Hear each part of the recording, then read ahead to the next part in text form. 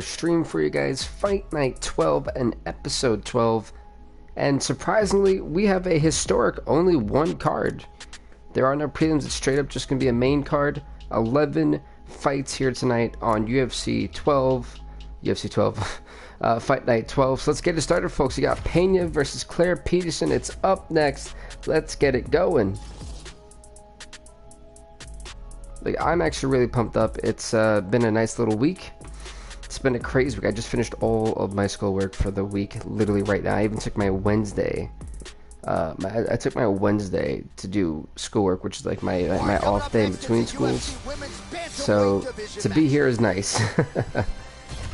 But the reason why we're doing this again on Thursday is because of time constraints.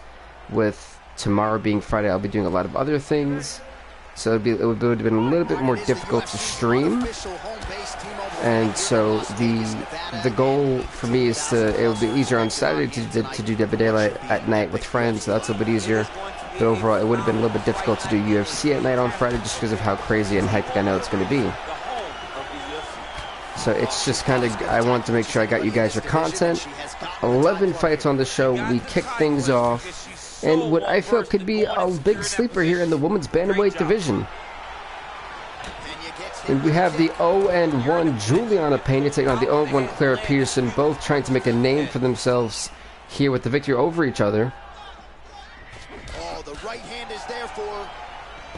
But truly, once again, we find ourselves here in this clinch situation. I do feel that we, with the way the championship fights are going, the big issue I am seeing is that champions can't necessarily defend their belts anymore. It's like, it's virtually impossible. Even the people who win the belt, they just lose it right back to them. So what we're going to do is, since titles keep changing hands, oh hey, what is up, Juani8705, man? Welcome. Yeah, so the new rule for pay-per-views going forward is going to be, if you lose your belt, you don't even get a rematch anymore. That's it. Like, the guy who becomes a champ, that's the champ. Point blank. Now this Claire Peterson, oh my goodness. Juliana Pena takes down Claire Peterson. You can see the body structure, there's a big difference. Nice little jabs, but ultimately Juliana Pena is a great jiu-jitsu fighter, so this is going to be up in her basically in her lane. Claire Peterson, more of a kickboxer, boxer type of style, so it's going to be interesting to see how Claire Peterson hangs out with this terrific jiu-jitsu specialist.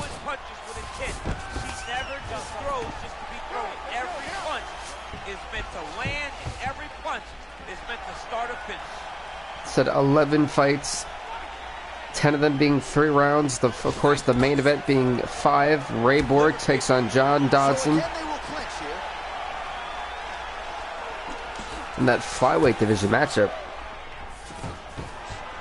Another clinch position. You take more of these leg kicks, you will not be able to be very active on your feet. Well, she keeps going back to that right hand. This one's not there for her. Yeah, you know, to be honest, Juliana Pena has definitely had the better first round. That's a nice strike. And they separate. Funny, because we're in the T-Mobile Arena for this show. Oh my goodness. Position here. All right, here we go. Round 2 is now underway. Round 1 had its moments, not the round fight here necessarily, but your thoughts on these two women and what they did in round 1. Both of them had I said round number 1, I'm going to give it 10-9 Juliana Pena. nothing was sustained. Let's see. Those nice knee to abdominal. Dominate the fight going forward. Nice straight punch. Nice 1-2 there.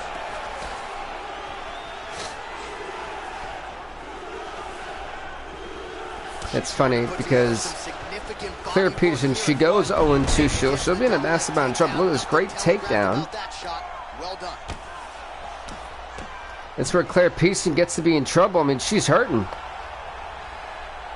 Like, she's honestly been rocked, and Juliana Pena is dominating this fight. And I know when you're in this position, you're looking to pass the half guard pretty quickly. Oh, absolutely. Trying to get the half guard so I can start to get up ground and pound. This is exactly what she needs to do.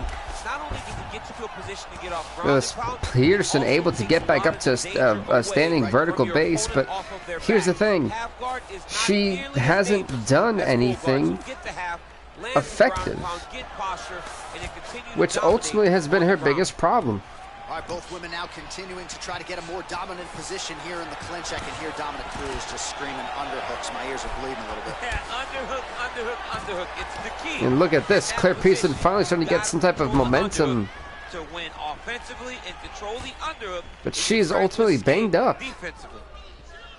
Well, she has certainly that was a nice haymaking shot. And starting to find herself in the pocket a little bit. She was a little bit hesitant in round one. No hesitancy whatsoever here in round two. She has clearly found her rhythm and range. See, now this is what makes it good. I mean, if you have an even round like this, you know, you're looking for a very competitive bout. I mean, that's exactly what we were expecting between these two. And those, like, when those knees to the abdominal connect, it's just, it's gonna take the wind out of you little by little, and it just chips away at that gas tank, or tank, not chank. I don't know, what is it? I feel that shank. Oh my goodness. Again, they will clinch. We'll see how it goes. That was a thudding leg kick. Oh, she went down. I mean, Claire Peterson is a tough girl. Don't get me wrong. She is. I would never want to be in there with her. But again, Juliana Pena's takedown game, her ground game is too much, and it's showing for Claire Peterson. It is honestly too much for her. With someone at that level every single day.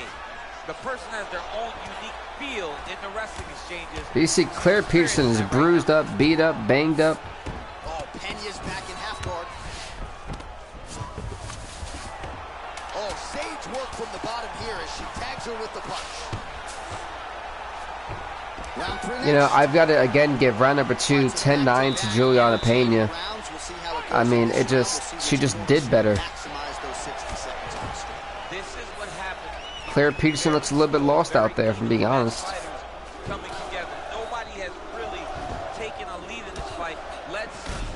Oh my God, that uppercut!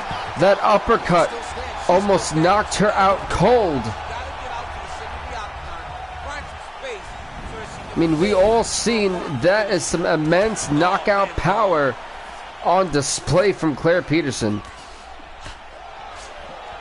And now look at Juliana Pena's face. It was not like that before. She's busted open good. Starting to put together some significant body shots here, attacking both sides. Said if Claire Peterson can avoid going to the ground, this could potentially be a stolen one for her. Big right hook attempt, but she misses. And now she's got the tie clinch. Thing I will say about Claire is that she definitely does target every single body part, every single limb she can. With a punch there, champ. She's so accurate. She's so good at timing all of her strikes. It's a beautiful fast. Oh, but she gets upcutted herself. She's in trouble. Lower the curtain. Bring the cast out.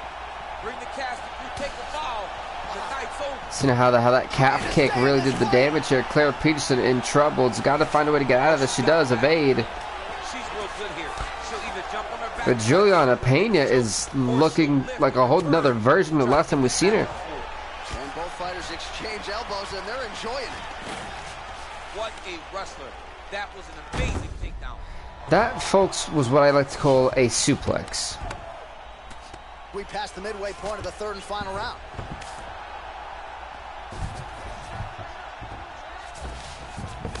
And just when I thought Claire Peterson was getting some momentum, Like to see nice combination of ground and pound punches, outstanding pressure and activity by Pena. this Claire Peterson, she gave the arm. She gave the arm. Now that might be tight. Does Claire Peterson have what it takes to survive? A minute and 20 seconds left. Can't she hang on for dear life? And this might just be a Claire, oh, she's got to hold the hand. She's got to hold, clutch. Oh, she let go of the. Oh, it's over. It's over. Yeah, I mean, I give Claire Peterson credit. She's a warrior. She didn't tap, but she got her arm broken. But Juliana Pena in a war, an amazing finish late in the third round.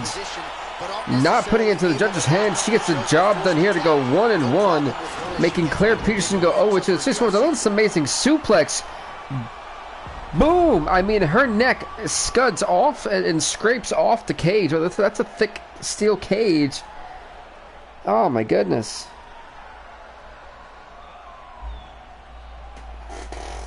And this armbar is just violent. Ladies and gentlemen, referee Eve Levine has called a stop to this contest at 3 minutes, 59 seconds of round number 3. Declaring the winner by submission due to an armbar, Juliana, the Venezuelan Vixen, Pena.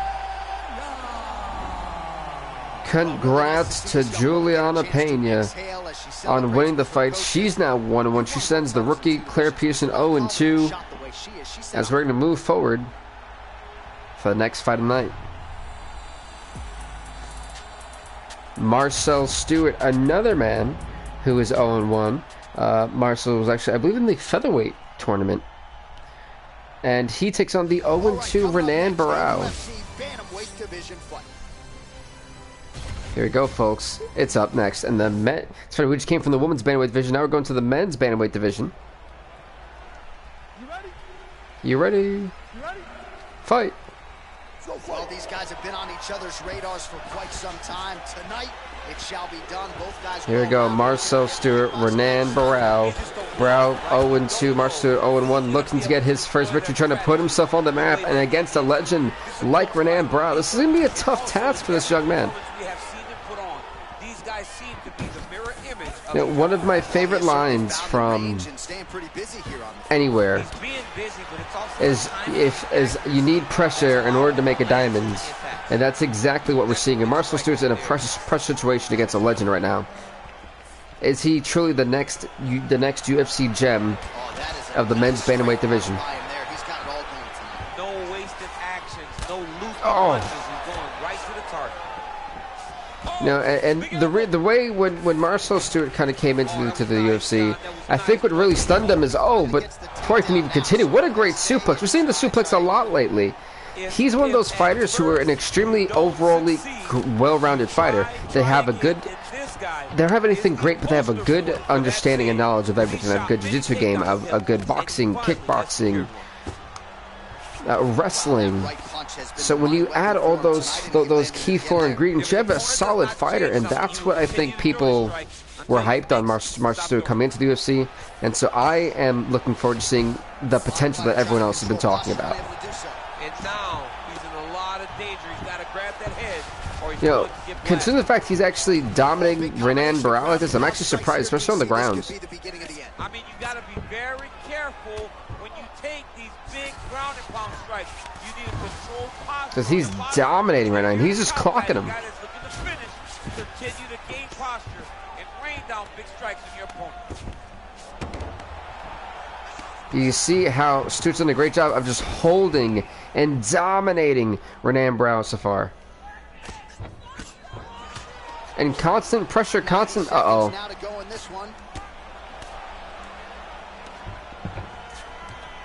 Alright, so he postures up here and now figures to rain down some ground strikes. Yeah, the ground and pound will... Wow, Renan Barao has been absolutely worked on the ground.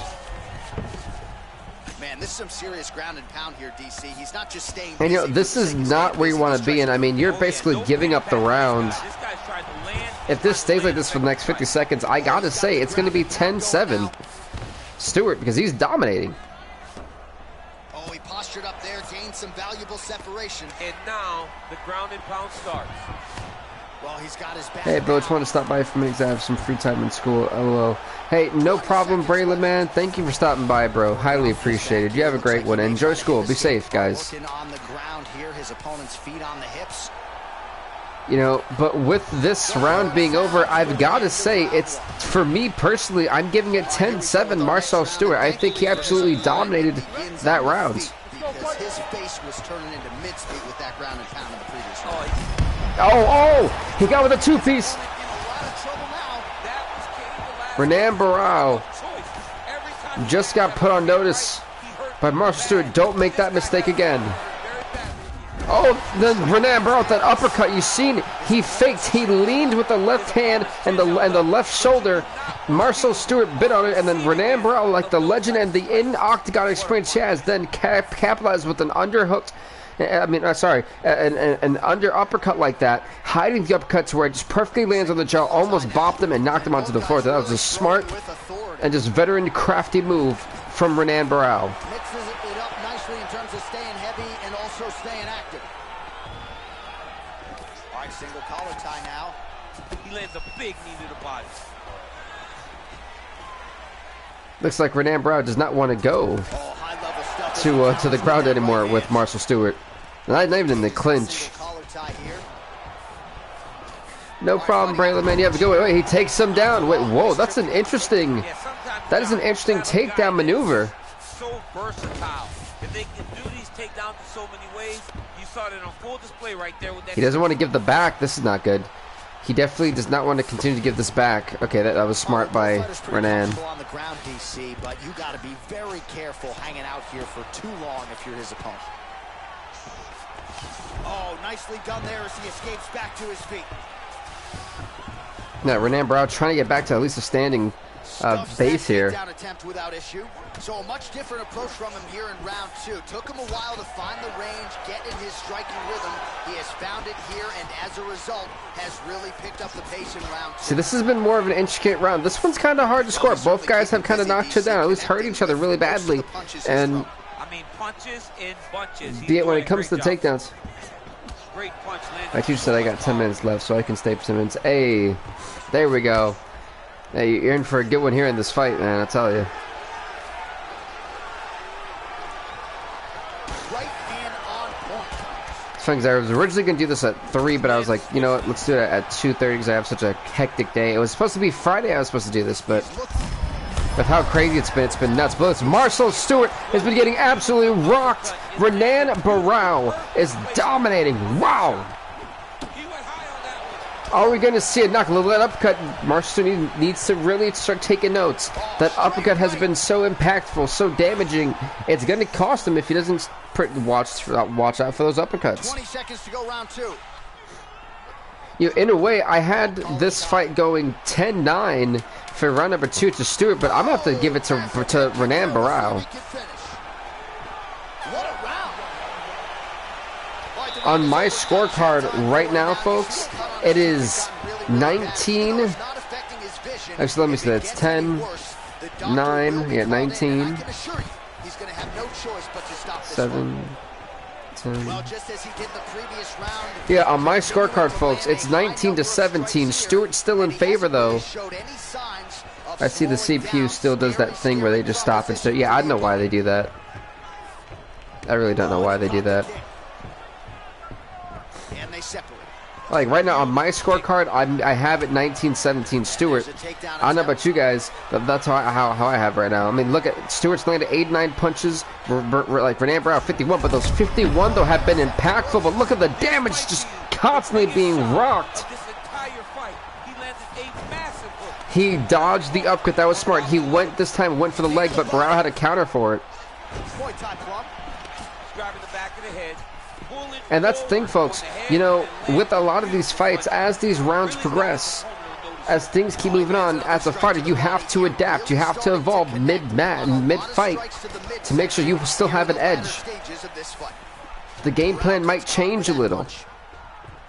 Staying busy in the clinch to avoid a separation. Big liver kick lands under the elbow.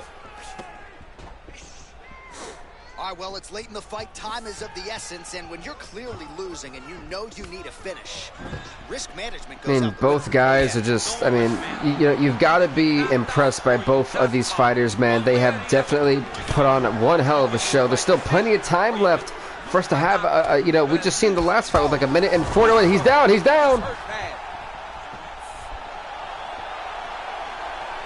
This is where Barão has to be smartly aggressive.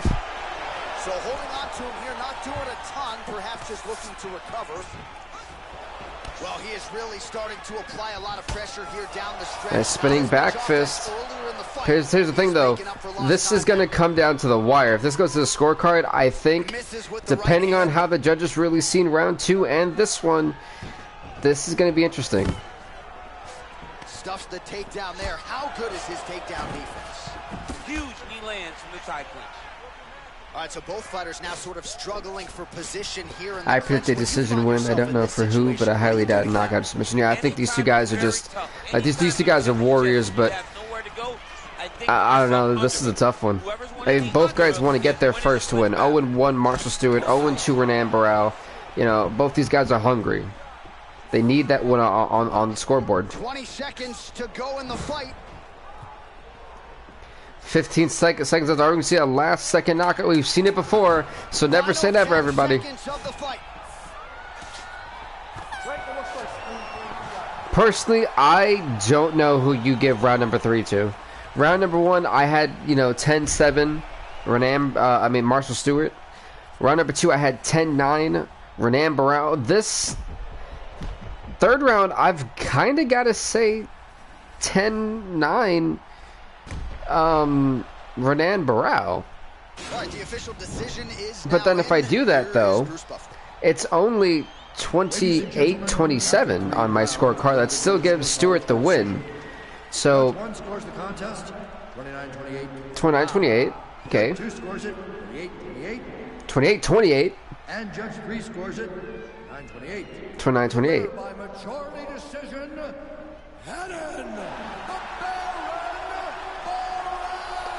Renan Barão gets the decision. By majority decision, so we don't see that every day. I don't know, how do you view that, folks, but I thought, even on my scorecard, I thought that Marshall Stewart still had a 1-point victory. But it was so close, and I would love for these two guys to run it back somewhere down the line.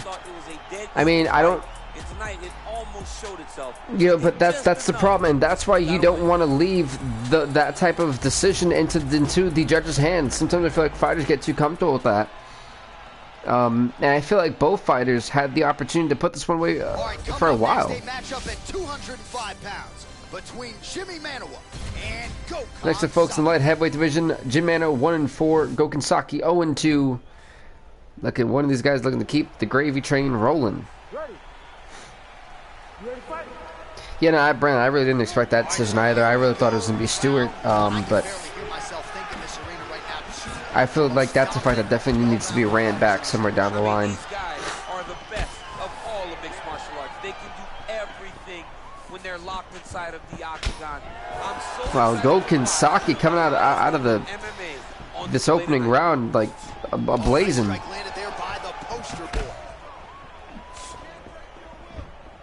Very tricky when he throws that body kick.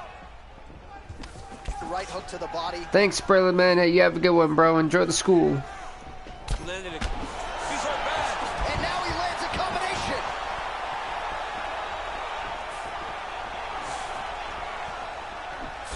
Oh! And there comes the separation now. Listen, man. Oh, spinning back fist. He needs to start looking to finish now because he's got his opponent hurt very bad. Wait, that was a great take. That I am no problem, brother man, anytime. But I am shocked at how the roll over to take advantage of Gokhan Saki, who went for the initial takedown. That's impressive takedown defense from Jimmy MANUWA. Well, working pretty effectively from the top here. Nice ground and pound by Jimmy MANUWA. He's putting him in exactly the positions he needs to be in right now. He's able to relax here, and he understands. I'm not sure if you really call that relaxing. I mean, that as long as he's on top, he's winning. He feels like he's winning. What's up, Dunk Flunk?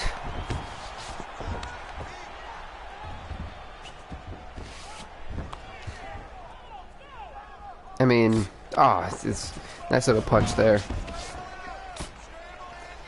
Yeah, so when you punch the side of the skull and you punch close to the ear, you just that ringing sound. I tell you, it just keeps going, and it's such a painful experience.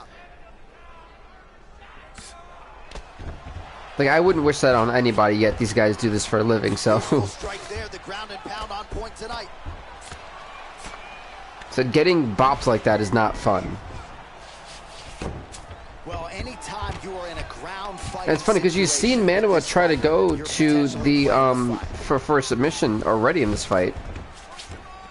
And the interesting thing is that, you know, we have a lot of the fights after are kickboxer versus boxer, so it's interesting to see how this is going to play out. 30 seconds to go. Because we don't necessarily have any jiu-jitsu guys in this, or men or women. True, you know, a lot of guys will give it the arm like this. This is smart though, because Gokhan Saki doesn't have to worry. Time's going to run out. All you got to do is try to hold and defend that arm, and just be careful. So we're going to round number 2, saved by the bell. Right at the end of the round, saved by the bell. So back to the stool, mentally probably not in a great place here. We'll see if he can recover and get himself. Now, my personal thing, I think Saki was too aggressive in round number 1, and I think hurt. For me personally, I got to say 10-9 Jimmy MANUWA. I think that's very apparent. To what we've seen. And he landed the right hand there. Oh, stuffs the takedown without issue. Notice the drive. Look at how they drive the knee. And don't worry, folks, I am staying hydrated. I did bring my water. All right, well, he's landed some good shots tonight, but there's no three-piece. There's no... Oh, down he goes. He's not even getting the combination. I mean, if you're going to sit there at the drive-thru... Oh, my God! One hell of a spinning roundhouse kick. Good Lord. All right, so inside the open guard of his opponent. You got to be careful playing around for too long here on the ground with this guy. Right, I don't think Gokhan Saki learned that going to the ground may not be Gokhan Saki's best idea, but he definitely floored Jimmy MANUWA with that roundhouse. Strong bottom work here, staying busy. Trying to pass the guard here, but a nice job by the bottom fighter defensively. Bottom fighter did a fantastic job of following with his hips, making sure he blocked any attempt to get past his guard. These two guys just kind of like out fighting and out wrestling each other. Keep it busy here off of his back. Nice offense from the bottom. But these guys are moving at a pace that's like incredible. A lot of options at his disposal from here. Oh, really nice work to keep busy off of his back as he lands some more offense here from bottom. Solid strike on the ground. Man, this is some serious ground and pound. He's trying to put this dude's head like through the canvas. He's one of the better ground and pound fighters we have in the I see this is a nice little shot that you do. You mess up the eye. You can mess up the orbital from there. If you hit him right next to that orbital, you hit him right next to the cheekbone, the orbital, and maybe even a little bit close to the ear. When you hit somebody right in between like the eyebrow, like right from the eyebrows to where the distance between the ear is, there's a little space there. Where you hit them in there, they're going to be in a lot of pain. That's a good way to cause a headache.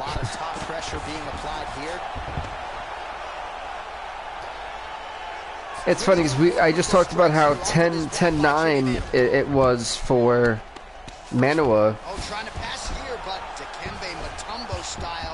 But honestly, I kind of want to say it's 10-8 Saki because MANUWA didn't really do much the second round. He got floored, like badly. They both took some damage, but they both gave it. They both gave it as well as they took it. Let's see who quilts and goes down first. Look at him whip his hip into that kick. A little single collar tie there. Yeah, I think he's going for a. I think he's trying to like lift him on like from like his legs and then slam him. I was like, oh. Oh, that was a nice thing to kick the leg, wobble him off balance. I think for the third time tonight we have hit round number 3. Now he's got the Muay Thai plug, and they separate. Oh my God, his whole head just like ragdolled. It's over. It's over. Gokinsaki. Gokinsaki with a massive knockout shot. Again, the winner here was so aggressive with his onslaught. Yeah, I was about to say that. Wow. Wow. That's all you can honestly say. When Jimmy Manuwa's head, boom, it was the uppercut. I told you that that uppercut. Look at this, the whole body just ragdolls, kind of. Just one more time, boom, right on the chin. You hit him on the sweet spot. Thank you, Daniel Cormier, and just boom. There's so much pain and so much punishment you can take. Eventually, when you're protecting, your arm is, you know, constantly bapping you in the face while those punches are coming down. I mean, just wow.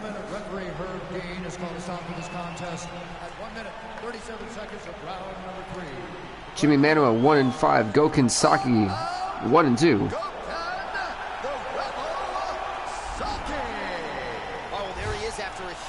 Congrats to Gokinsaki getting the knockout victory in the third round. Seems to be everything is happening in the third round of these fights. Next up, folks, is going to be Nick Diaz, who's 2-5, taking on the 0-1 Alex Oliveira. What's up, Brandon, man? Welcome, welcome. Alex Oliveira 0-1, Nick Diaz 2-5.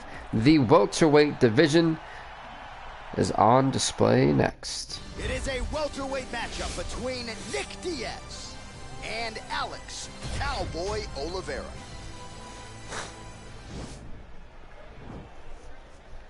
This should be good, folks.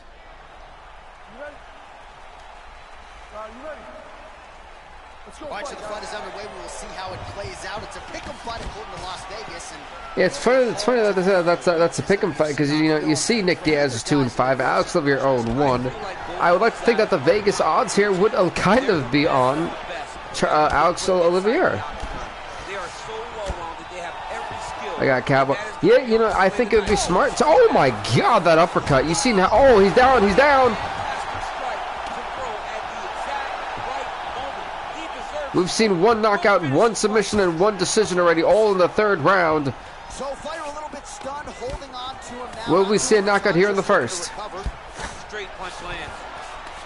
Stuff the takedown, no problem. Nice soup. What is everyone? Did everyone watch Kurt Angle footage? Like, is this what's happening? I feel like everyone tonight watched Kurt Angle before the fight, before their fights, and they're like, you know, this is what we're gonna do now. This looks cool.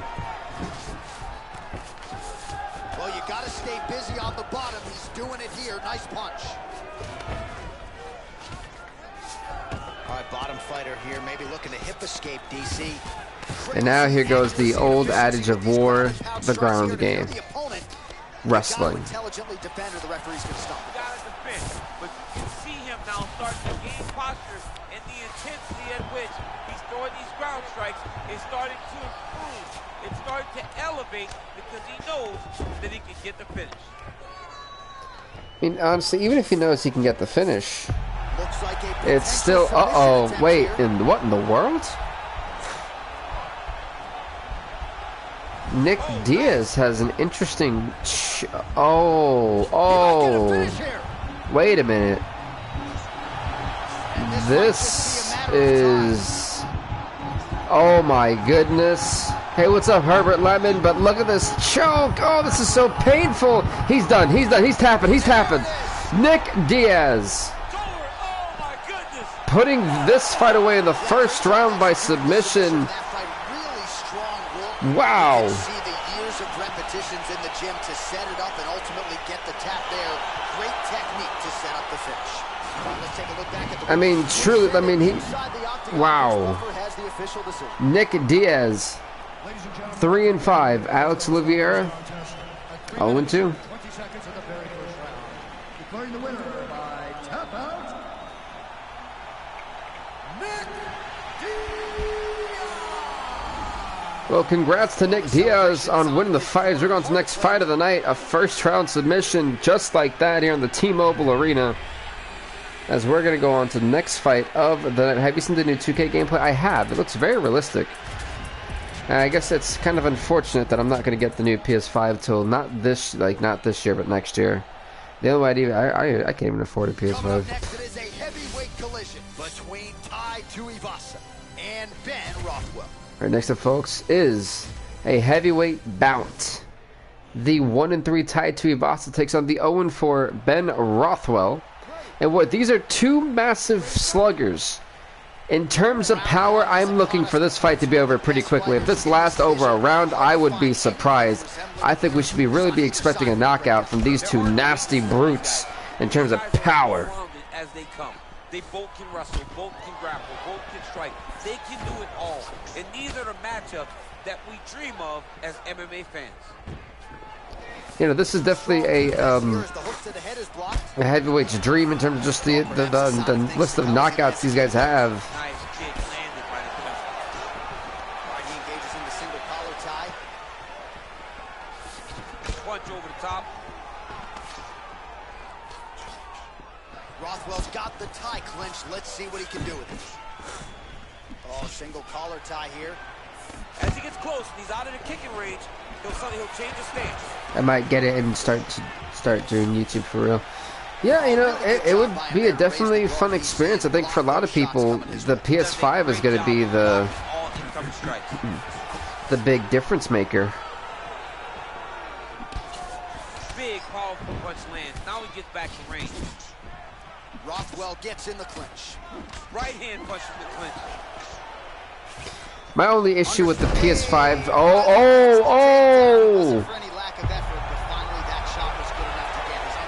wow, he got him. He's choking him out. Wait a minute, with the big man trying to counter. What?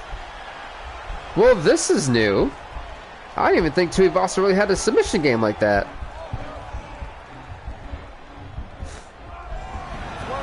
Look at this, Rothwell able to escape that. Right into side control, DC. Now, I think my one issue that I will definitely be having with PS5 is that if it's anything like the PS4 launches, no, the Xbox Series X. Oh, yeah, I'm on the fence. I don't really know which one I would want to get. Personally, I would much rather do PS5 because of YouTube, and if I can play my PS4 games, then it would make the more financial sense to do that.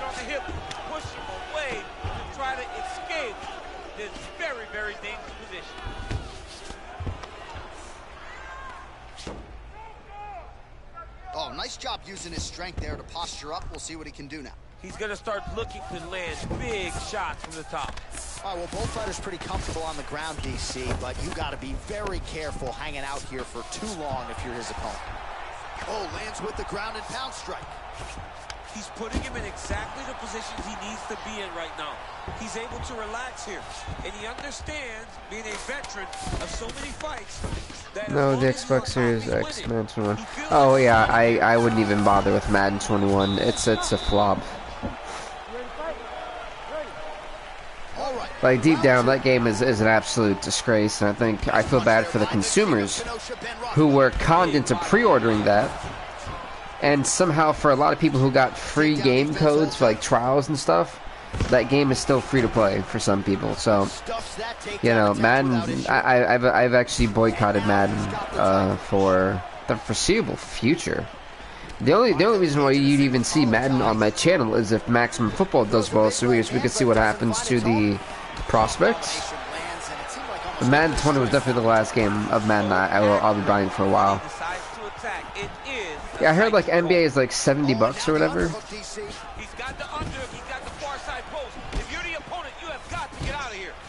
You know, if the new gaming console games are $70, I think I may have to pass. Like, I remember a time when they were 40, then they became 50, and now they're 60, and I'm like, oh my goodness. Like, this is expensive. It's very taxing to be chest to chest, a position we call 50-50, because nobody has the advantage. Who's going to be the one to find that one little area nice that uppercut. they can expose to give them the slightest advantage? Oh, man, look. Good takedown. You know, if it's $100, then I think I may retire from video games. Attacking all But you see this armbar, and this is where Tai Tuivasa is going to have a hard time. Ben Rothwell, never mind, what a slam. And Ben Rothwell is no heavy man, and Tai Tuivasa just slammed him and lifted him up and then slammed him like it was nothing. Like that was like, you know, maybe 100 pounds on the weightlift thing. Trying to pass here, but gets denied. Gets denied. Great job, great recognition of seeing what your opponent was trying to do. The heavyweights really just bringing it to each other. Just outstanding with the transition. He is not staying in one. And Rothwell's done a great job of not giving up the arm. Remember that. Rothwell's lower jaw now starting to show signs of swelling. And it's funny, this fight's been more on the ground than on the snap, which is shocking. Outstanding ground and pound here. Somewhat of a lost art in MMA, at least in terms of making sure that every strike counts. Not an issue for him. He's making every single one of them count. He is not pity-patting. He's not touching. Every punch that lands, he wants you to feel it. Now it's kind of battling here on the ground. 30 seconds to go in round 2.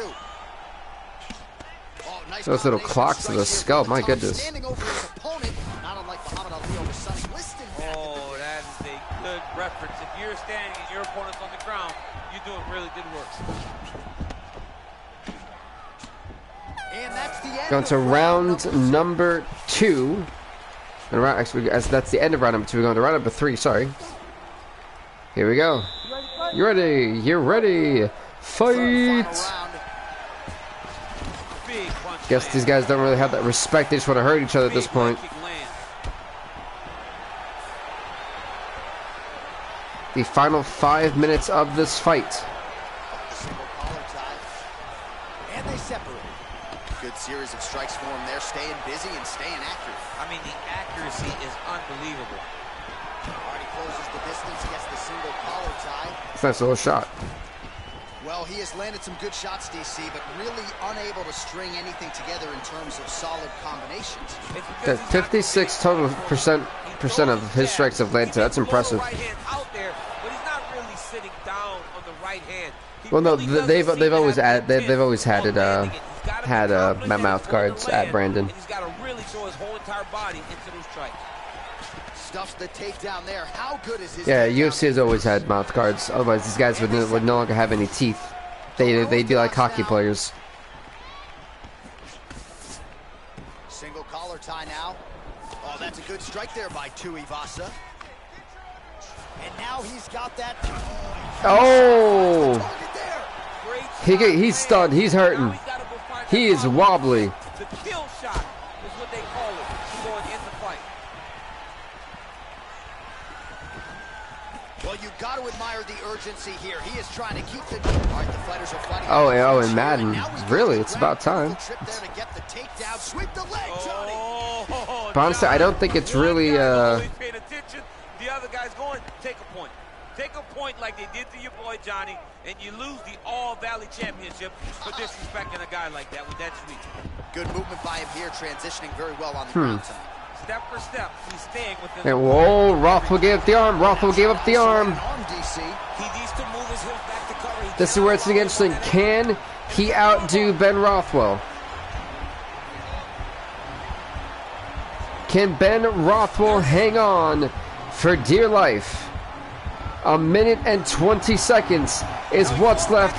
Can he survive? That's the main question. Can he survive this? Oh, look, it's just being wrenched. Oh, he gave up the arm. This is where he gets bad. He gave up the arm. He's got a minute to hang on. Can Ben Rothwell hang in there, or will Tai Tuivasa tap out Ben Rothwell? Tai Tuivasa. The armbar submission right here tonight in the 3rd round. Will you look at that, folks? Huge victory for this man. Huge. The updates are making it look better. Of course it is. Madden is a more, hey, look at us, look better, while the gameplay is meh. And if you're a franchise player, forget it. But if you're an Ultimate Team player, by far, I definitely say buy it, because that's like their focal point. Tai Tuivasa 2-3. Ben Rothwell 0-5.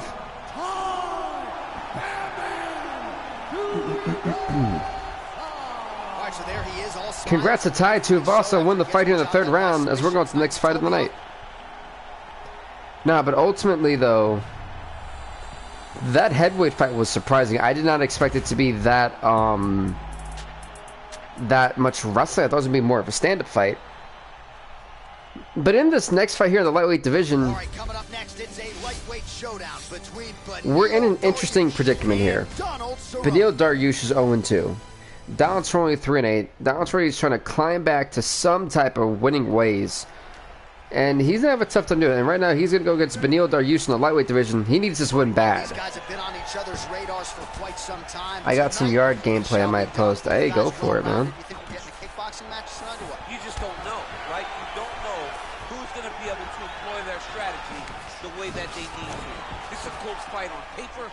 Beneil Dariush. Oh, what is with these guys powering down their opponents? You know? Oh, man. This ground and pound is good. Probably my favorite striking. Dariush and the cowboy Donald Cerrone. The problem is his opponent is not controlling his posture. He's allowing his opponent to get up, and when he does, he creates distance and space to land these beautiful ground and pound combinations.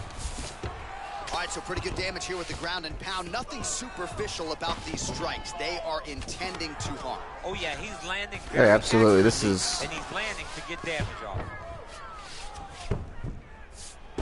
It's looking brutal. Oh, you're seeing Cerrone trying to go for that guillotine. Oh, nice work from the bottom. Tags him with the punch. Just over 3 minutes now to go in round one.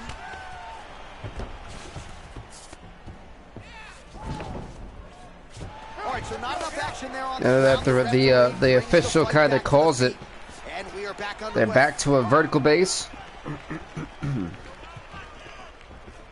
Over and over, he's landing these big body kicks. Doubles up on the No, jab. which is interesting because you would think that they were moving around. Yeah, there wasn't like a lot of actual movement, but I don't think it was anything that should have been discouraging. Hard to get out of. It's very difficult to get out of. Look and notice how tight his elbows are as he's maneuvering and moving his opponent into positions where he can get off the strike. Well, a nice little shot there. Oh, Cerrone getting rocked. Beautiful leg kick throw. Pretty good right hand. All right, Muay Thai clinch. Danforth gave the 80-something chance to make the playoffs behind the 3-1.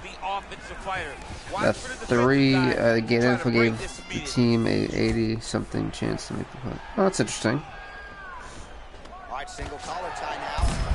That's a very interesting. All right, well, what's up, John of Utah? It was absolutely perfect, John. And Beneil Dariush out fighting, out wrestling, you name it. Donald Cerrone here in the first round. To go here in round one.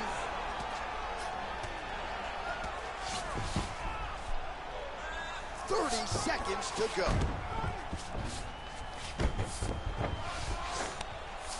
If he does go for a choke now, there's no point. 15 seconds.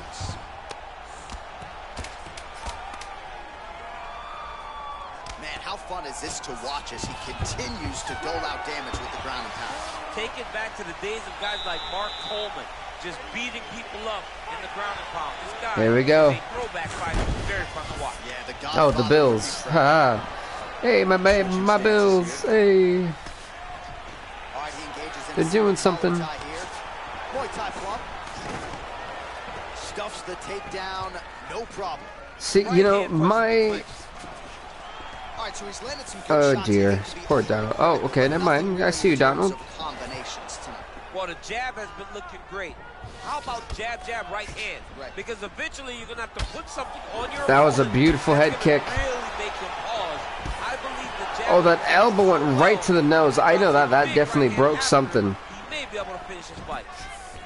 Look at him whip his hip into that kick.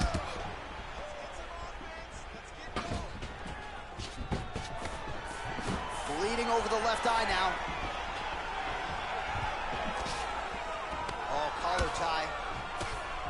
Nice punch lands over the top. Oh, that'll ring your bell. Head kick. Just over 3 All right, minutes so, to you know, go in now. a fight that's, I think... Well, he was a little bit lackluster in round It one. hasn't You can't been say the same here lackluster, in this second but round. He nothing really explosive picked has up the happened so pace. far in this fight. Taking the aggression and the output and starting to find his range here in the pocket. We are 97th chance, third Oh, nice pop in there the from league. crowd as Oh, he nice. finally gets the takedown. Yeah, that's pretty dope. Committed to the offensive wrestling, and now he has his opponent where he is. A sigh of relief from the people watching, because they were tired of watching him flail around trying to get takedowns and get defended over and over again. Finally gets it. You see someone trying to go for that guillotine. Dariush is attempting to pass here, but he's denied by the defense. Oh no, he's trying to get back to stand up. Okay. Stand up. Oh, he lands another strike to the body, really starting to connect on a lot of shots to the midsection, and these will take their toll as this fight goes into the latter rounds. That was a bit of a nasty knee to the stomach. I'm not gonna lie, that one was like, oh. Back and forth we go. Oh! Dariush gets up I'm not again. sure if that was the abdominal, the jaw, or what. Seahawks stand up. Single collar tie there. Look at the torso on the right side. Major bruising, and it's only getting worse. Oh my goodness, yeah, if you actually look at both guys' torso, their torsos are brutally messed up. So he's really starting to put together some Him right in the liver, yeah, he's hurting there. These are going to take their toll as this fight goes on. Oh, is that a big knee to the body? We'll see if he can follow Those up. knees are just, oh man. Oh, what a fight so far. Goes round number 3. All right, here we go, third and final round.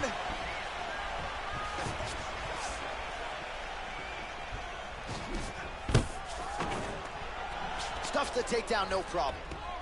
Actually, yeah, he really did stuff that takedown pretty easy. To do damage here. He's got that tie clinch. All right, he engages in the single collar tie.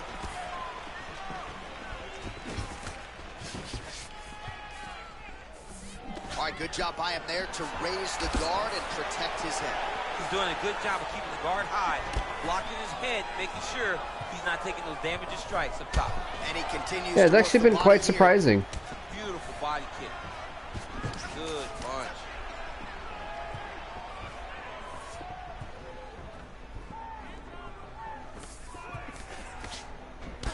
Oh, single collar tie here. Nice. Oh, And he switches his stance yet again. All right, he'll engage in you know, a single collar tie. it's been interesting because like you see this type of fight and they're so identical. It's hard to really comment. They're just blocking each other for most of this fight. How long are going to be undefeated? I say till week 7. Yeah, week 7. And the moment somebody gets comfortable, the moment that somebody decides to relax, the moment you'll see a takedown or somebody really speed out ahead of their opponent. You got to be aware when you're chest to chest in this 50-50 position.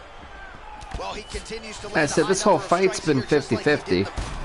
Oh, until that kick. He needs to get into space so that he doesn't get finished. Switch knee lands to the body. He has a commitment to kicking tonight, and it shows. Oh, nice right hand counter. Beautiful straight counter. Uh-oh. Now he gets a more dominant position with the underhook. He is going to start to drive knees over and over. You got to be careful here. I said 8. Okay. Yeah, I say 7 just because, like, you know, it is Russell Wilson, and Russell Wilson ain't staying undefeated for that long. Right hook Russell Wilson's probably one of the best quarterbacks in the league. Yeah, absolutely. But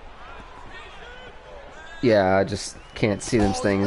I don't think the Seahawks have a deep enough team to be undefeated for that long. Unless their schedule is really weak, then yeah, maybe. He's throwing kicks, he's throwing punches. That one was going to end the fight. Yep.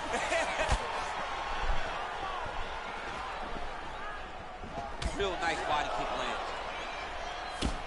Nice head kick. Striking class is in session. Beautiful punch there.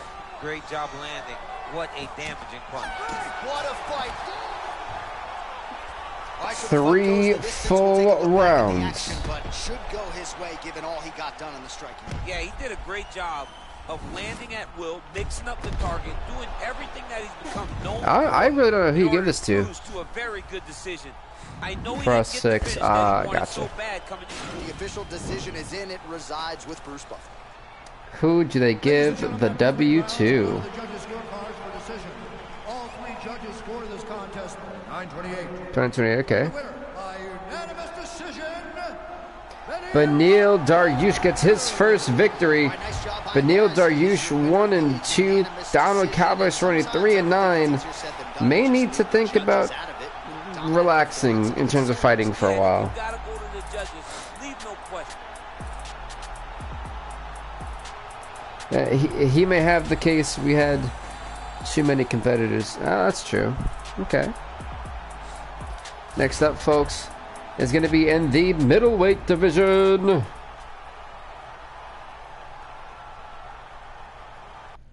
It's going to be the 2-4 Israel Adesanya take on the 1-4 Jacare Souza.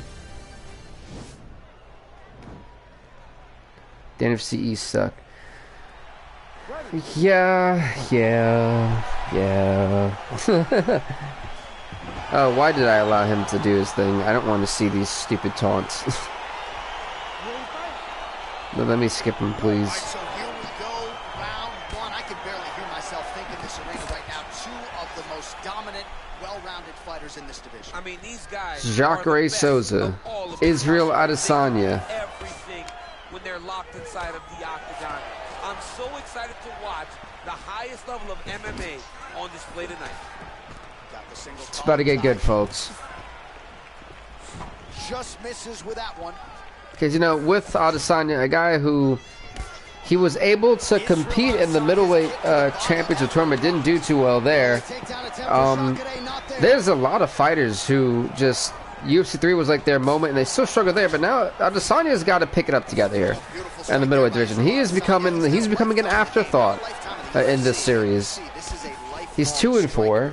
I mean, and same thing with Souza. Same thing you said about Souza. Souza's 1-4. Both these guys need a desperate victory. When he's going to hit you it, and right there, he landed the strike that he was looking for. Now, this personally, if Souza actually beats Adesanya, Souza goes 2-4. Both one of these guys are gonna have a 5th loss on their record. Yeah, he's mixed it all up. It's just who's gonna look better. Will we see 3-4, or will we see 2-4, or will we see 1-5 or 2-5? You know, that's really what it's gonna come down to.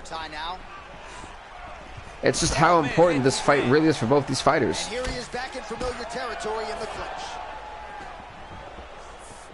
Oh, nice hook by him there. Not necessarily with full power, but certainly found the desired target. He's throwing those shots to damage your opponent and Oh, wow. set up another shot. Oh, nice uppercut. So just over 20 total strikes have landed for Jacare Souza. Well, this is only the first round. 20 strikes already for Jacare Souza. Big punch lands through the middle. Throwing that jab, no good. Thing Souza, who's throwing a lot of jabs, throws wildly a lot, so he misses a lot of those shots, or they get blocked.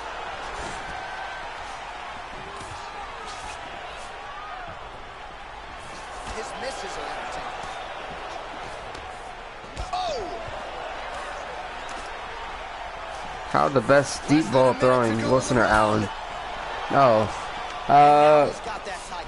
yeah, sorry, I'm gonna have to say Josh Allen. That's a beautiful kick right there. I don't know if you've ever been kicked by a mule. It probably feels something like that. That's a tough one because Josh Allen throws he's got great throwing power, but what he struggles with is accuracy. But what I will give Russell Wilson, though, is he may not have the greatest, like, arm in terms of a cannon, but his arm is extremely, like, accurate. So it's just like, that would be a better debate of, would you rather have a guy who can throw, not necessarily deep bombs, but he's accurate, or do you want a guy who has all power, not much accuracy? So it's kind of a pick and choose, because that's also going to rely on your wide receivers.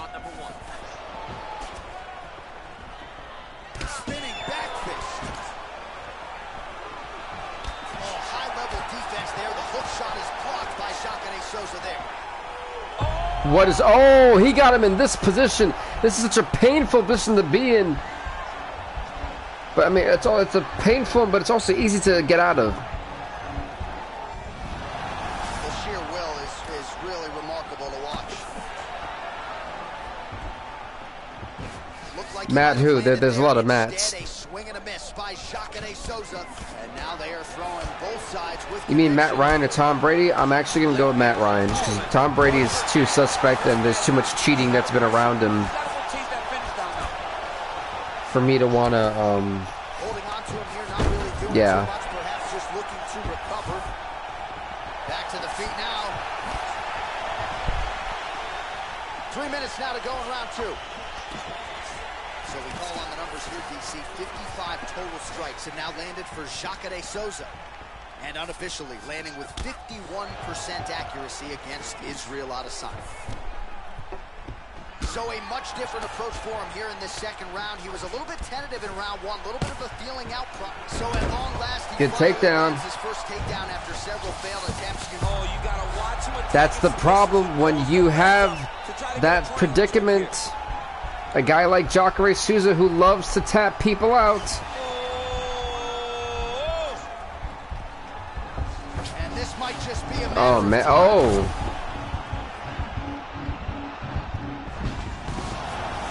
This Adesanya moving out the way. All right, side control now, DC. When you get side control in a fight, what are you looking for? When I get to the side control in the fight, and I believe this... And it's interesting because Adesanya's going for a lot more submissions than we're used to. Secure first. Grab everything in tight. Make sure your elbows are in. Make sure you got something locked in so your opponent doesn't just squirm away. Punch short punches, but try to make the opponent make a choice. Either he turns back into you, you take your front headlock, or he turns in the opposite direction, you throw your hook in, and you start looking to get a choke off. All right, 45 seconds now to go in the round. Ground and pound strike there now. The 4th by 28, I'm still saying Matt Ryan.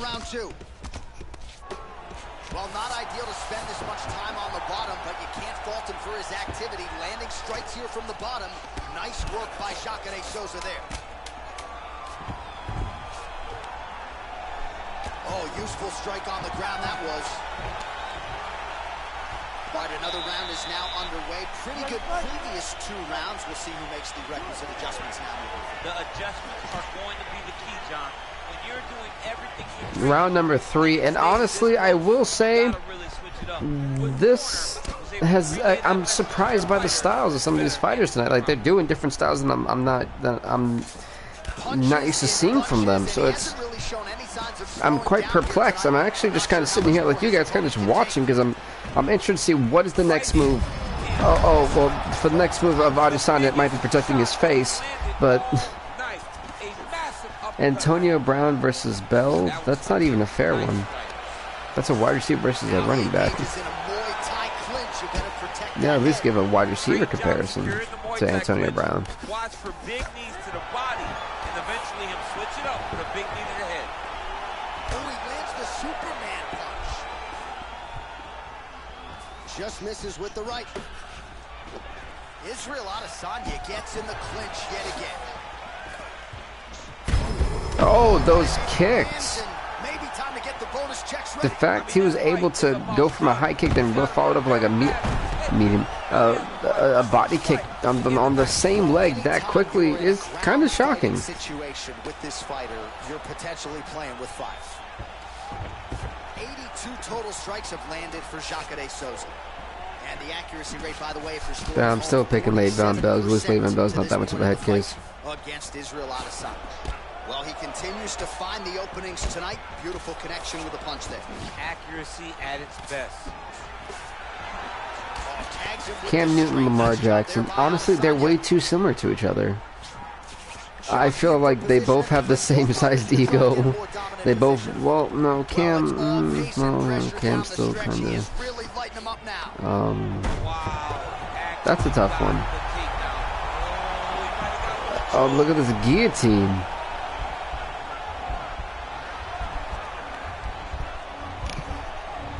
This guillotine's been applied. But I guess, never mind, he's actually able to escape. I think in terms of youth, I'd probably have to go with Lamar Jackson. I really wouldn't want to, but I think Lamar Jackson's a little bit more efficient, like slightly efficient, more than Cam Newton. But Cam Newton's also been, I don't know, that's a tough one. You can just throw punches to keep the referee off you.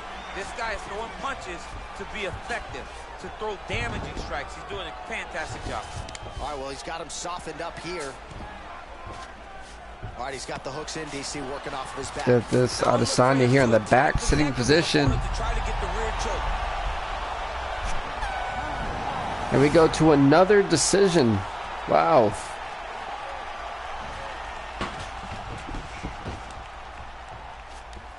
So did like the octagon break or something?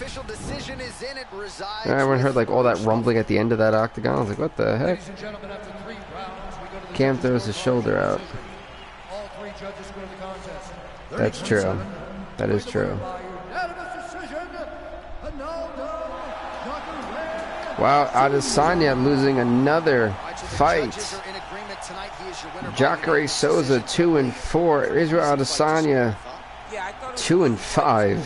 Whereas his opponent had a few moments, he was the one that truly. As we're gonna move on, folks, to the next fight of the night. It's actually going to be in the women's flyweight division. The 4-7 Joanna Jędrzejczyk takes on the 1-3 Ashley Evans Smith. Joanna's been kind of trying to redeem herself, climb back up into the rankings, and will she take the stepping stone of Ashley Evans Smith to do so right here tonight? Women's flyweight bout is up next.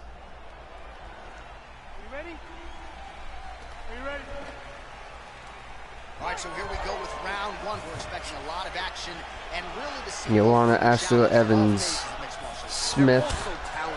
They're both so good at every aspect. For Joanna, I know a lot of people are like, how is she 4-7? It makes no sense. And that's a great question. I have no idea. It's, if you look back at the footage, it's nuts. Oh, nice knee to the body for her there. Very nice. Nice punch, Lance. But and in a night tonight, we've had a lot of decisions instead of you know, decisive finishes. It's been a little bit shocking. Look at the force. And down goes Ashley Evans Smith, already just getting kicked there. Takedown defense holds up, and they separate. Now connects with That was a nice shot to the face. Again, back into this position. But ultimately. And I think a lot of the fights, like, they're so evenly matched. I think that's why we're seeing such even fights that have been kind of stalemated for quite a bit. Big punch from the clinch. Nice right hand there from Joanna Jędrzejczyk. She's got that look in her eye tonight. That'll scare a lot of men, never mind women. Terry Irvin versus Uncle Drew. They're the same person. The boogie woman, she's the boogie woman that's coming for you.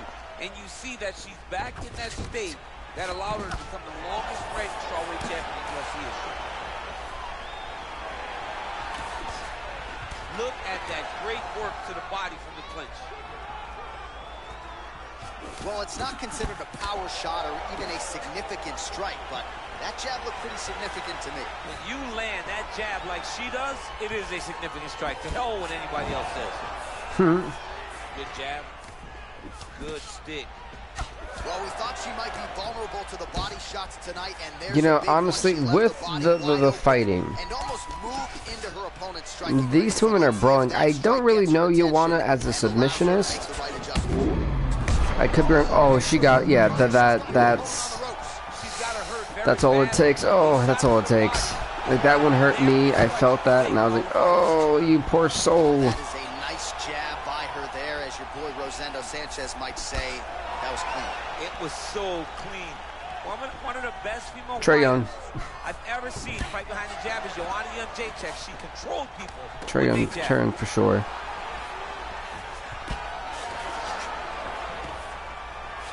Stuffs that takedown attempt without issue. Nice strike. All right, so once again, the fighters engage in the clinch. We'll see who will have the upper hand here, Chief. There are so many options to dictate and control this exact position. Who is going to take advantage of it? Round 2 is You next. can't say time. Here we are, early round 2.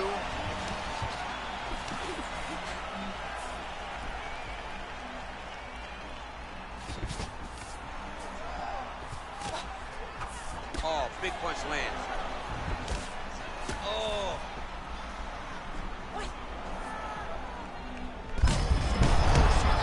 Has her opponent on the ropes. She threw. Like, yeah, she really does. That was a nasty shot. Massive uppercut. You don't want to think about it. No, I'm immediately gonna go with Trae Young. Again, in the clinch. Right away when you look at it, Joanna's a little bit thicker. Yep, she's a little bit bigger. And that's why she gets the questions of whether or not she's going to ever fight up at 125 because she is a little bigger for the weight class. Now she's got the Muay Thai plum. And she lands a punch. Yeah, I love when they say, oh, now she got the Muay Thai plum. It doesn't even look like the Muay Thai plum. I'm sorry, it doesn't look effectively efficient with that Muay Thai plum. That big strike that she's landing over and over again. It looks like you're allowing your face to get uppercutted in that position. It drives me nuts, that Muay Thai plum. I was like, why do you want to be popped? Oh, my face. To be fair, I don't think I'd ever want to be hit in the face in general anymore. Like, just not never again. I've had my fair share of fights. And it looks like she's gonna finish this fight. Just reached the midway point of the fight. Jacek's torso, specifically that right side, has absorbed a lot of damage tonight. And here comes the purple, the black and blue. A definite bruise starting to form on that right side.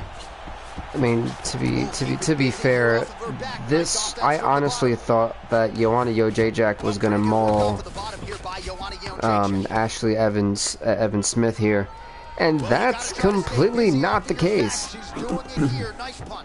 Which in many ways is shocking. I am truly shocked at the resilience of all the fights. They are not going down without a fight. They are trying to push to that decision. What a job.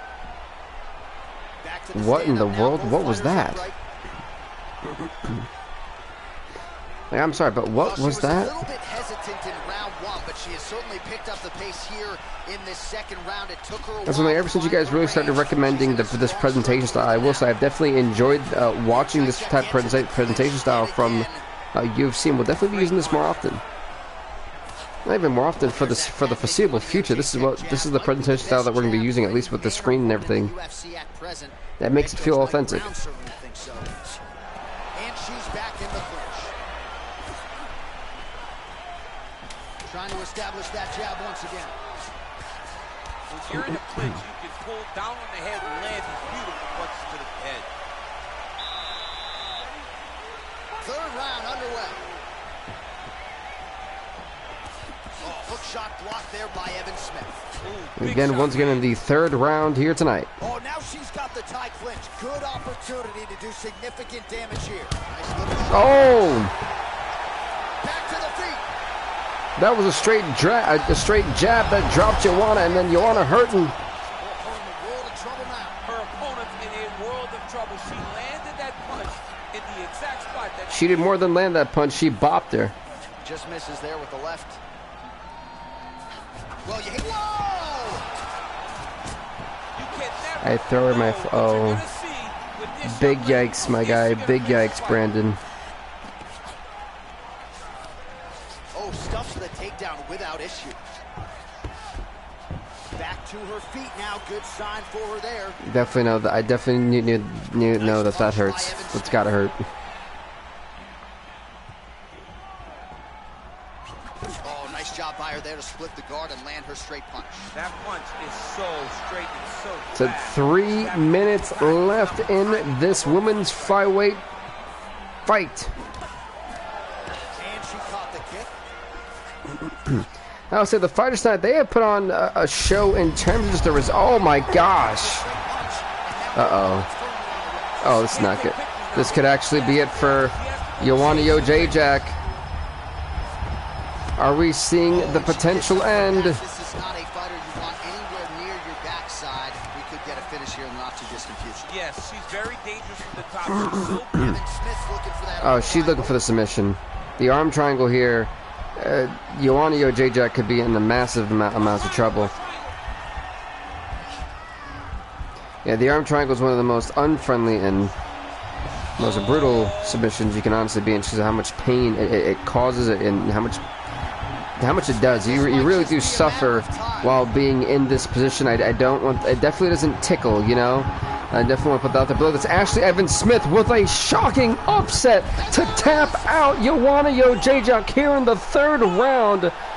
She sends Joanna Jędrzejczyk to 4-8 while she goes 2-3, stepping closer to that 500 record. But what an impressive victory by Ashley Evans-Smith here tonight. This is shocking. Wow. Here once more, Bruce Buffer. Ladies and gentlemen, Wow. referee Ep12 has called a stop to this contest at 3 minutes, 39 seconds of the third round. I'm shocked, folks. Seriously, this is nuts. Due to arm triangle choke, Ashley Evans-Smith. Well, really nice to see this young woman. Congrats to Ashley Evans-Smith on winning the fight. As we're going to the next fight of the night.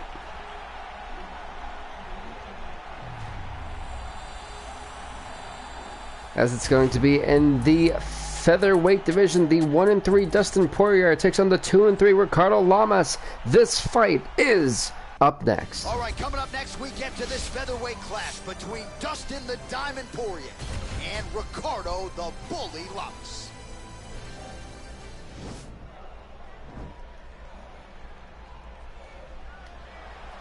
Are you ready? All right, so the fight is underway. We will see how it plays out. It's a pick Here we fight go. from the Las You know, Vegas and this could be a pick and fight. It really can be. weakness that we have seen on film from either guys in their What sport do I play? I Baseball. feel like both of these Baseball. guys are the top of the food chain. They're the best of the best that we could put inside Played in the the outfield. octagon. They are so well rounded. They have every skill, and that is going to be on display tonight. Primarily right or left field. Stuffs the takedown there. How good is his takedown defense? And now he's got the tie clinch. As he gets close and he's out of the kicking range, he'll change his stance. Nice. Stuffs the takedown, no problem. Good body That shot. knee might have landed there.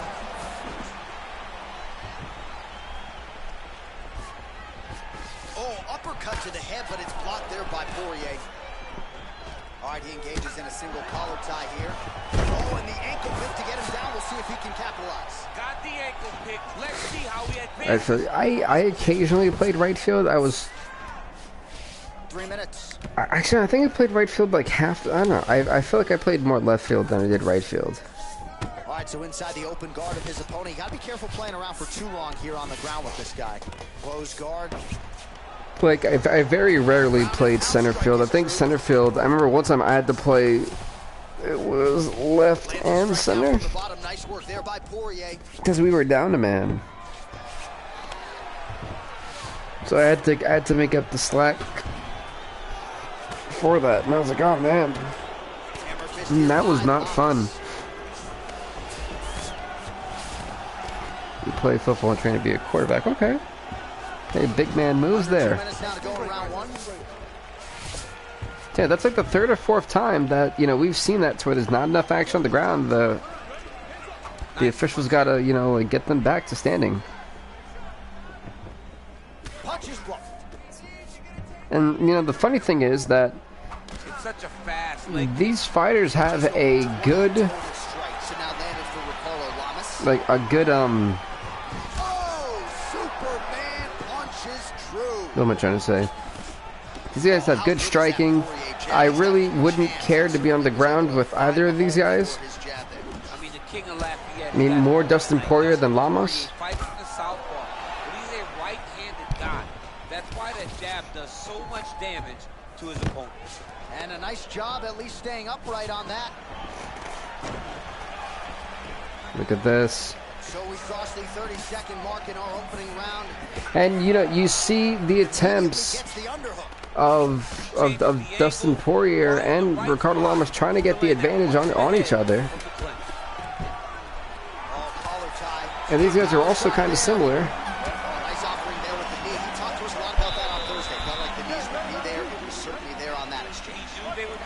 Canelo just knew he would have to find the right opportunity. But ultimately, oh, he got him. Oh, he's hurt. He's hurt.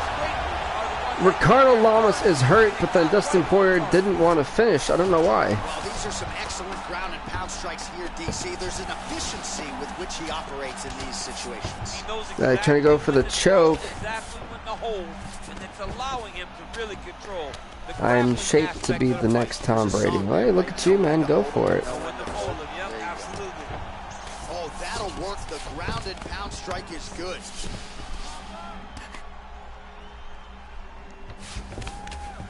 Gets right back up. This is the second time that's happened. I mean, these guys need to get it together. Let's go, finish this, guys, come on. Oh, nice punch there by Lamas. Well, yeah, that's the second warning to where, you know, you come in and you're doing nothing.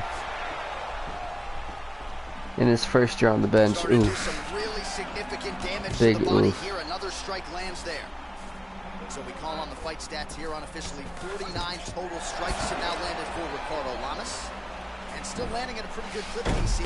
What in the blue oblivion?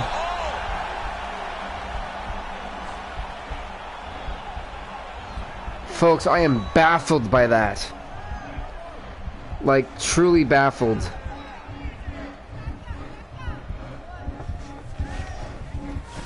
I mean, that was truly impressive. All right, right into side control here, DC. Biggest difference between half guard and side control. Well, side control to me feels like a little bit less control. Here we go. go. Now my legs aren't really doing anything anymore. Now I'm controlling you with my upper body. So I've got to be very, very aware. It's still advantageous, but Ricardo Lamas, Dustin Poirier, can I give up that arm? That was smart to realize that's what Lamas was going to go for. All right, so you got to be careful playing on the ground with this guy. You don't want to mess around for too But ultimately, long. this has been a fight that's actually been kind of lackluster. I mean, both these guys have not really done anything spectacular, in my opinion. I mean, Dan Margot's had to pry them off each other and reset it twice already. A little single collar tie there. And what I do feel is kind of taken away from the awe of this fight. And they separate. 60 seconds and counting now to go in round number 2. Well, he's really starting to land a high number of strikes here in the second round. No I mean, what these high number of strikes are really hitting, it just, I kind of shake my head right now. I'm like Josh Allen, not good accuracy. I've got power. Nice job by the fighter here to continue to block. As for where it's going to land, that is not up to me. He's kind of watching and seeing everything that's happening in front of him. Later, you'll see him start to throw counters after blocking shots. And that's the end of round number 2. Round number 3 here, this featherweight bout. At a high level, pretty good first 5 minutes. Pretty good first 5 minutes. Both of them really picked it up. Let's see who decides they're going to lead the dance as we go forward. Oh, that's a nice strike. Takedown defense holds up. Yes, they hurt him in the last round. Same exact one. Well, he definitely did hurt him in the last round.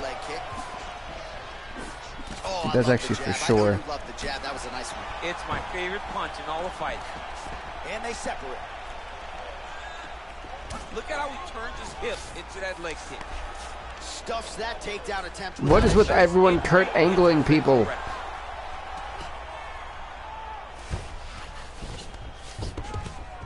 I swear, like the whole show, that one move has been on display so far tonight.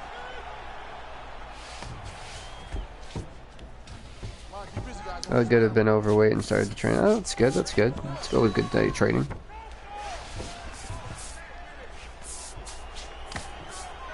And again, I think we're in another standstill in a fight that has been absolutely disappointing.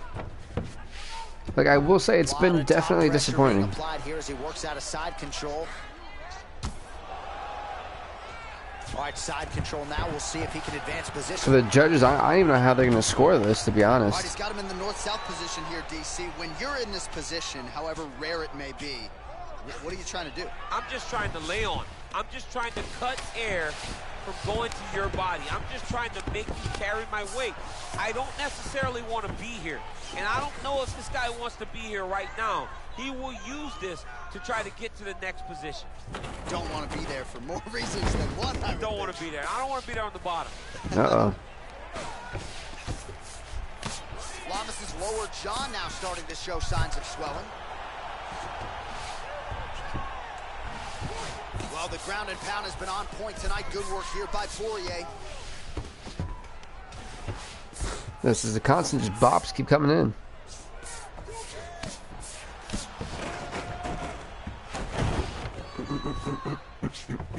All right, north-south position now, DC. We'll see how he chooses to advance from here. Well, you got to be working off of your back. He's certainly doing so here. Nice punch. Well, you see all the grappling repetitions here. Just beautiful movement, seamless transitions on the ground. Yeah, you know, if this doesn't knock me, I'd be surprised, but... Well, both fighters pretty comfortable on the ground, DC, but you got to be very careful hanging out here for too long if you're his opponent. All right, working out of side control here. His opponent trying to control posture, but you got to be careful here. Oh, outstanding combination of ground and pound punches here by Poirier. What a fight! Well, I mean, honestly, All right, so as we await the judges' scorecards, DC will look back at his handiwork. Not impressed by either of those guys. Wait, who won? Poirier gets the decision. I know more than the charges, doctor. I know where the rib is. That's pretty cool. I don't know why that's interesting. Anyway, Dustin Poirier 2-3, Ricardo Lamas 2-4, and I'm actually really disappointed with that fight. I think it could have been a lot better than what we got. I'm hoping that the women's strawweights do a little bit better, and I think it'll be very easy for them too. But this is an interesting fight. Rose Namajunas, one win away from being at 500 for the first time, what feels like forever. The same can be said for Felice Herrig. Felice Herrig, by the way, is 2-3. Rose Namajunas 3-4. This is a very even matchup. So it's going to be interesting to see how this all goes. Well, to no one's surprise, she chooses to engage in the clinch here early on, and you know she can go for days. She can do this for 15, 20. No, I didn't hear the news about Taroto. What happened to the Chargers quarterback? All day, so for her and her corner, they're very excited about where we are right now. But no, you know, with Namajunas being, this is a big fight. That's why it was close to being the main event until we had the flyweights of Borg versus Johnson 2. You know, Ray Borg 4-5, John Dodson 6-8. It doesn't get any bigger than that. But just like that, we can say for the same stakes are being applied here in the women's strawweight division. She loves that right hand, and why not? It's her best punch, and if her opponent doesn't cheat. All right, so she finally gets the takedown. It wasn't for any lack of effort earlier on, but cleaned up the technique a little bit, and now we'll see what she can do. There are some nice punches there. Oh. She really did take her time back. She took a step back. Well, folks, this is a historic card. This is the first time since doing UFC 4. UFC 3, really. I believe UFC 3. Because we don't really count Underground as a thing. It's more of like the recap. The doctor punctured his lungs trying to get to the ribs. Wow. Time out. Let's just evaluate where the rib cage is. Oh, she gives up her back here, DC, so she's got a lot of work to do now. What do you do? Tuck the chin, hand fight? You've got to tuck the chin. You've got to bring both hands to the hands. Okay. Your chin is going down, so I've now evaluated where my rib cages are. One, force it down, build your base, try to get back to your then I evaluate where my lungs are. Give up the mount, right? Because the mount is better than having this fight. That is nothing fun about it. We'll see if she can escape here. Two significantly different areas. Oh, she's got the right hand going tonight, DC. She's in a great throwing from her dominant side. Yeah, that guy should be fired. That's no mistake. I'm sorry, that's no mistake. What buffoon hits you in the lung? The lungs are forward. You gotta stay busy forward into your neck. She's doing a nice job. Where in the hell do you make the mistake of going forward into somebody's neck and then going to the rib cage, which on the side of the body, in the middle, like the side of the body?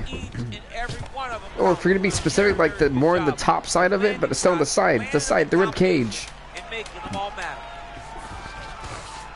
Oh, she landed a jab there. Is her jab better than yours? Or It's way better than mine. She's Unless so you fast, have she's shaky so hands, with ill intent. or you're drunk. oh, crippling knee to the That is the only way you make, and not even. Beautiful body just lands right under the elbow. That's a great question. You know, maybe we should ask that doctor, because that's an answer I want to know too. Like that right there, man. That is baffling to me. Flips the guard, lands the right hand. Talk about shocking. Oh, she works the body as well as anybody. Well, I'm pretty sure that's the pain that Tara Taylor was feeling too. It shocked him too. As this fight moves on. So 41 total strikes have now landed for Rose Namajunas. But honestly, that's baffling. Like really, that's like how did that person get a degree? Back in the clinch now.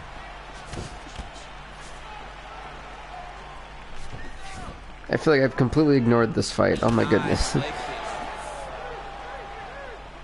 Oh, big uppercut for her there. Oh, nice spinning back fist. Can't take pictures now. She has to react. She has to go chase the finish. Felice Herrig is being smart. You know, Rose Namajunas is one of those fighters to where she's got pinpoint accuracy, especially when you're aggressive, and she'll make you pay for it. Starting to find herself in the pocket a little bit. She was a little bit hesitant in round one. No hesitancy whatsoever here in round two. I was put a Thug Namajunas as well. Found her rhythm in range. When Rose Thug Namajunas is on fire, and when she is calculated, it is game over. She feeds off of fighters being aggressive. She wants them to make those mistakes, and then she capitalizes. Then she picks apart your game. That is why Rose Namajunas is one of the best female fighters in the world today. Where there are obviously no shortage of subtleties and nuances. Lot of Oh my god, that's the second time we've seen this. Personally, I'm impressed. I don't know about you guys, but I'm impressed when I see this.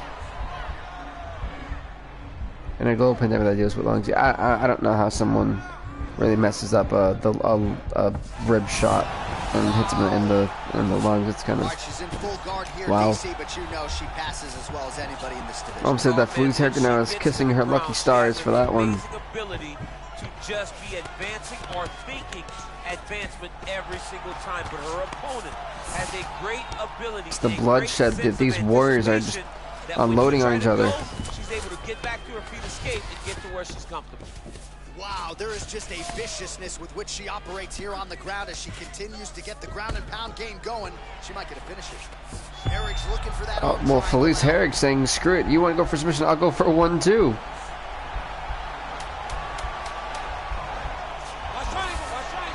This is actually a nasty arm triangle, too. But saved by the bell. And the finish came just in time. Thought maybe she might tap there, but you know how tough she is. So the submission attempt right at the end of the round, saved by the bell. He goes round number 3. We'll see if she can recover in time for this next round. All right, so she continues to land a high number of strikes here, just like she did in the previous. Oh! Did not miss there. This could be the end, DC. I mean, she hurt her so bad with that. That wasn't bad. She rocked her. She rocked her. I give her credit, give credit. She did rock her. But if you're trying to say that she hurt her, no, I absolutely have to disagree. Down, no problem. And they separate. Because if she would have honestly hurt her, she would have went down, and she didn't go down. She kept it up. And you know, like Rose Namajunas, she felt the pain. She really did, but she kept it going. If she would have hurt, she would have stayed on the ground, trying to deal with it on the ground. But that wasn't the case. But oh my God! Why do they do that? Like that's one thing I need. Like I wish they would do it a little bit more fluidly. Or fluently is that if you knock somebody down and then I move, just keep pounding, keep pounding. The doctor went to the pub before the game. Now the doctor went to like every pub in the city, in the town, in the state, and then came back to work. Namajunas' cheek looks like it's cut here, starting to bleed a little bit now. Throws the right hand there. Oh, nice right hand. Oh, sage work from the bottom here as she tags her with That's the punch. more phenomenal. Lands the grounded pound strike here. Grounded pound. It seems to be like the only thing we've really seen so far tonight is grounded pound. I think we had one knockout, Well, hard to win fights in mixed a martial arts bunch of when the decisions, bottom and a few nice mover in submissions. that position by Namayunas. Under 2 minutes to go in round 3. Hey, what's up, Wally man? Welcome, welcome. When you get in a bad spot on the ground and you want to reverse it, that's what you need to do. But by the way, folks, so for the next, I do want to say probably for the next 2 to 3 weeks, I will only be doing 3 episodes a week, just because of how hectic my school schedule is, my work schedule, and trying to have time for this. It's been a little bit difficult to make videos. So, it'll probably for the next 2 to 3 weeks just be a UFC stream, a Dead by Daylight stream, and a Maximum Football stream, because I don't have the time right now, because school, you know, it's getting to that point in the semester where I get more work than we should ever be getting, and trying to, and you know, then work coming in, trying to make sure I can pay my own bills, trying to make sure I still have a home, trying to do this on top of that. It's tough, and taking care of my dog. It's a lot of things that are going on right now. It's been a little bit difficult for me to kind of balance everything out lately. So for the next 2 to 3 weeks, I'll be doing just 3 episodes a week, maybe even for the rest of the month. It just really depends on what happens. But the math doesn't make sense. You know, the math it doesn't make sense to me. It really doesn't. So how do you stab somebody in the lung when you're aiming for the rib cage? And then call it an accident. And while you are right, UFC. Felice Herrig. Wow. The momentum for a lot of the most popular fighters are just going down the drain. Rose Namajunas 3-5, but let's talk about Felice Herrig, who is 3-3 now. You heard me right. You heard me right there, folks. So the finish did not present itself. So what did she? Next up is the main event of the evening. In the flyweight division, Ray Borg, John Dodson, 2. 5-round fight. Herrig won. Okay, Don Wright, Waller. Don Wright. Between Ray Borg and John Dodson. The main event here in the men's flyweight division. Now, Ray Borg, for the first time, could potentially be 500. He can go 5-5 if he defeats John Dodson here. John Dodson trying to go 7-8, trying to climb back to being 500. There are no weaknesses in these guys. These guys are as well-rounded as they come. They both can wrestle, both can grapple. I got text. I'm just going to tell how bad it is. Yikes. Borg feeling Wally. You're going for Ray Borg. Okay. I see you, Wally. Man, he's timing his shots nicely. It's like Tom You Brady. know, this is it's one of those fights, you know, 5 rounds. I said every fight tonight it's basically been a decision. We've had like 2 or 3 submissions, 1 knockout. And you know, this fight night's made history since UFC 4 started. We started the UFC 4 game. This is the first fight to only have, at least the first fight night to only have a main card, not a prelim. So just keep that in mind. I would say even from UFC 3, this is the first fight card to have a just a main card. So, you know, making history. And the fights tonight haven't disappointed either. They've been quite good. Quite impressive, to be honest. Oh, he dropped him.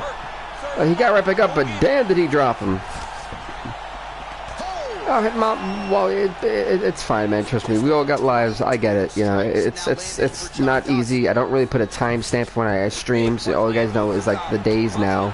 So at least that's a little bit more effective. But you know, I don't really put a timestamp to prepare you guys from streams. So you know, I get it, man. Trust me. This is where he has done a ton of good work here. But whenever I get a better control of my schedule, then I'll try to start putting a timestamp out and everything. That way, you know, that way you guys see the days, the time I'll be doing it at, and things like that. That way it'll be a little bit easier for you guys. Hey, welcome back, Braylon. We're in the main event in the men's flyweight division. Ray Borg, John Dodson, 2. I love this counter takedown. Ray Borg went for the takedown. What happened? John Dodson countered, rolled over, and then now he's in the top, at least in full guard. Now he's in top mount. Wait, are we glitched here? I feel like we were massively glitched for that moment.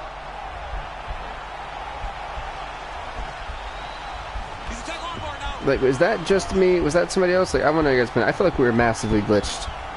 I got Borg in this one, so we got 2 for Borg. That when a guy starts to put his feet on your hips, you got to move him off, and you got to cover. You can't be off to an angle. And this might just be John Dodson trying to get this armbar to work. Will we see a submission right before the end of the first round? Ray Borg, who could be in massive trouble. Is it over? And he survives. He survives, and he will be going on to round number 2. Is there more fights after this main event? No, this is the true main event. Absolutely more offensive options, because now you can just start to get away. You can just go to a wrestling stand-up.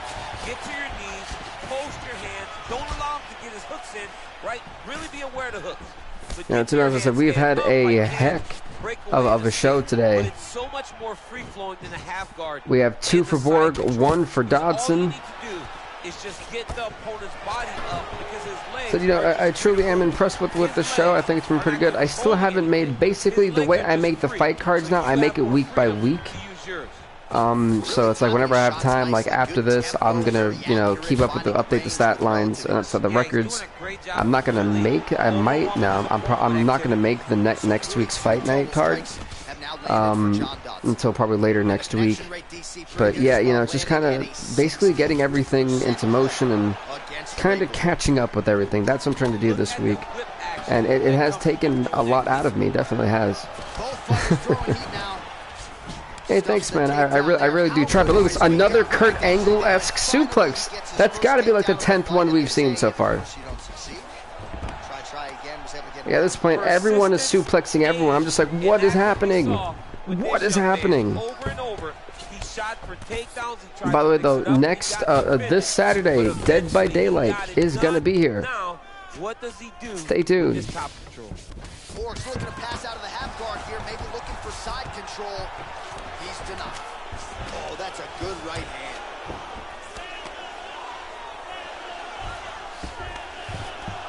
Man, isn't it fun to watch this dude work on? You see Ray Borg trying to go for that Kimura or something, at least the head choke. Oh, his opponent squirming like a fish. Said Borg versus Dodson too, man. This could very well be the beginning of the end. This could be the beginning. Borg, please win. We've seen some really good ground. Saturday, another glitch stream. Hopefully not. I don't know why it was so glitchy on Saturday. Nowadays, you see guys just throwing little shots that don't really matter. Very few guys now are committed to ground and pound as they were in the past. As you see, Dodge trying to use his legs as momentum. Can't do it though. Let's try to use the arm to get his feet up. As you see him trying to, and it's still just not working for him. 1 minute. Dodson's lower jaw does not look good. He's popping in the mouth. Oh. Starting to show some obvious signs of swelling. Anybody else in this WWE? You know, I will admit I do miss doing WWE content, but I need a game that actually works for me to do that. You know. Because if I started to make the videos again, I would have to come back with a whole different set storyline, because I would do kind of what I don't think anyone's really doing it, is I would have Raw as like like Raw would be the only show that have championships. It would be like a dual branded show. SmackDown would be more of like an NXT. Not even an NXT, it would just be like to build storylines. Because John Dodson is rocking Ray Borg, but Ray Borg not trying to fight back. The WWE 2K19 bill. I tried it, but I wasn't having fun with 19. After making content for a year, you want the newer people, the new rosters. You want all the better graphics. At least I do when I play.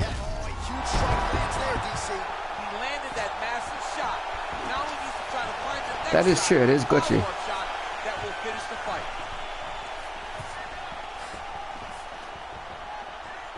Big kick.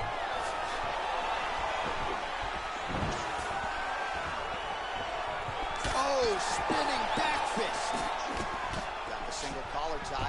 Nice punch by Borg. Uh-oh. Well, straight right hand has been a good weapon for him. He misses with it there. All right, the unofficial numbers thus far, 76 total strikes have now landed for John Dodson. Oh!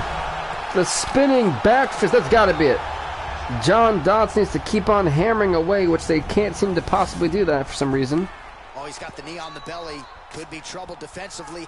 He's so slow on those punches. Now look at him jumping in to try to get the finish. Dodson's got the full mount. He's got the arm again. Didn't really work for him the last time. Will it work for him this time? Gotta be careful, armbar. Continuing to try to manipulate the head here. Borg punch. No, I bought the game for $90 when it came out, and I was, as a consumer, I was rightfully disappointed, I feel. UFC has been good. Look at this, the armbar, and John Dodson forcing Ray Borg to tap out. Dodson's now going to be 7-8. Ray Borg 4-6. What a main event. The submission here in the third round for the magician, John Dodson. Wow.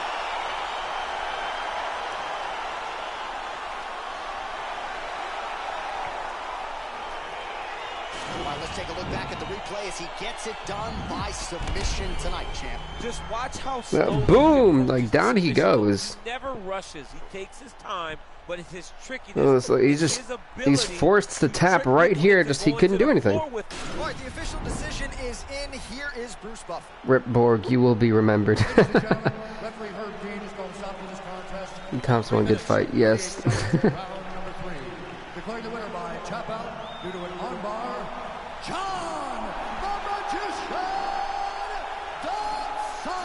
John Dodson with the hell of a fight, man. That was... Wow. That was Dodson versus Borg 2. But don't get it, folks. We still have the awards to do, and then we'll call it a show.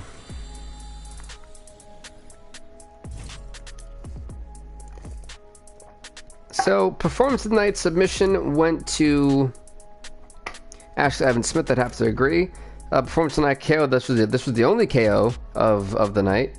Obviously goes to SAKI. Fight of the night went to Adesanya and Souza, and I'd have to agree. These two guys went to war. Madden 20 is a freak show. But with that being said, folks, thank you guys so much for watching. I'll see you Saturday night for some Dead by Daylight action. With that being said, everybody, please do leave a like, leave a comment, and subscribe to BVTV and stay off the hook.